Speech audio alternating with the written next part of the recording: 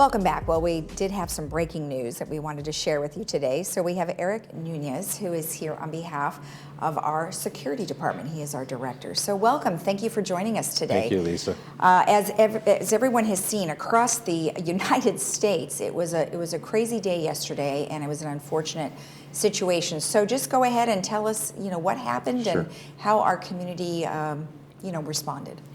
Well, first off, I just want to express our great sorrow and prayers for the parishioners of the Geneva Presbyterian Church, and let them know that our thoughts are with them, and all the members in our community as well. What happened yesterday for us in terms of our security is that we had been notified about shortly before 1:30 that there was engine 22 and there was a medical equipment coming or personnel coming to the church just outside of the village, and so our folks started responding towards that area and wanted to shut down some gate traffic so there wouldn't be a problem with the ingress and egress for the first responders. And that's when they became aware that there was an active shooter situation. We manned the gates 14 as well as 7, and then eventually the Sheriff's Department liaisoned with us and started requesting resources. Some of those resources were, after they had stabilized the situation, they knew they were going to have a lot of interviews. There was approximately 40 people still remaining in the church. And they asked if they could use our buses to transport folks to the community center, because that was the original plan, is to use the community center and the boardroom to allow these interviews and give the folks some comfort and a place, a shelter. And as time went on, because it's an active situation, they changed up that plan. But we had already had all of our management staff, to include our CEO, Siobhan Foster, arrive, and a number of our staff arrive to assist, and we're awaiting the arrival of those witnesses, and we're on scene for several hours when they finally decided to change that plan. So, and we did provide them 3 buses initially and some drivers, and then they eventually said they'd only need the 1 bus because they were going to conduct the interviews in place. Right. Now, today is going to be a very crazy day in that area, so of course try to avoid it as much as possible, because we do have an awful lot of media out there, and there will be another press conference, correct? Yeah, about noon today they'll have another press conference in the parking lot of the church itself, I believe, and I think some of our community members may be even hearing the helicopters flying above already. Yeah. So yes, try to avoid the area around Gate 7, certainly. Okay. So tell me a little bit about the incident itself. I mean, we have had reports, of course, on the news, and we don't have a lot of information, but something pretty remarkable did happen. I mean, the people in the church rose to the occasion and they tackled him. Yeah, it was definitely an act of heroism. I won't comment so much on the crime because they have a suspect in custody and they're actively investigating this situation.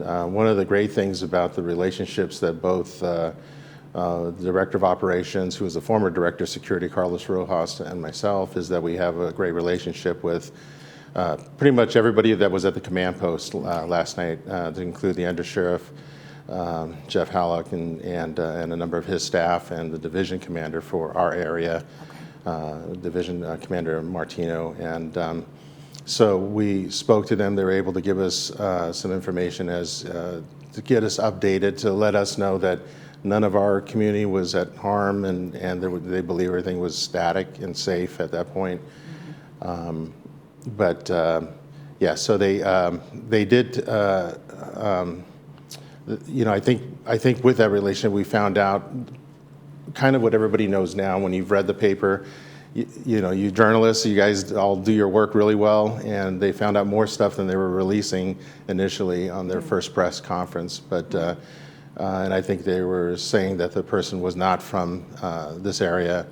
And the 5 that were injured, and 1, that was killed in that tragedy. Okay, all right. So what can we expect going forward? I mean, does this change the way you operate security, or is it something you've always been doing?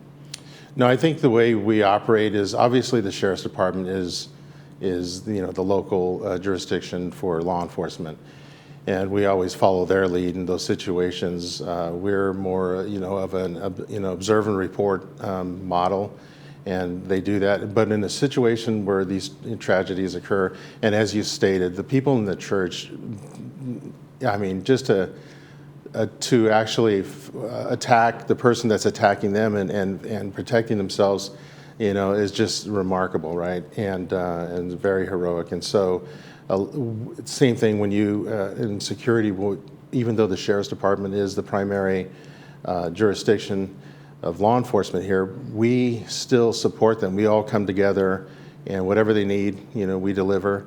And we also try to help out our residents, such as yesterday, Gate 14 was, these are protracted events.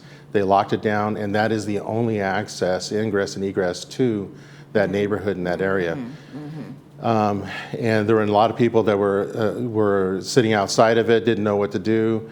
And eventually, when it became stable enough, when I was up at the command post, I had talked to Captain Charlie Walters, and I said, hey, listen, this is an issue. We need to get these folks back into their home. And if you could help me in any way to allow that to happen, that'd be great. I don't think it'd be violating the crime scene. So he said, let me talk to some people.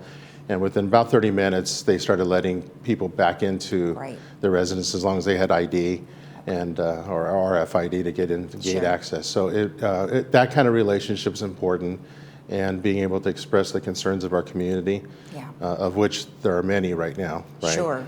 And with that said, many people, even though they didn't witness the actual incident, just knowing that something like this is happening could instill an awful lot of fear in individuals, asking the very same questions that I ask. So if someone was experiencing some anxiety or something about this, do they contact our social services department? Yeah, they definitely could do that, and I believe you may have the number of where they can contact the social services. And we do short-term assistance on that, and we'll redirect them if they need any long-term services. But and Orange County as well as having folks.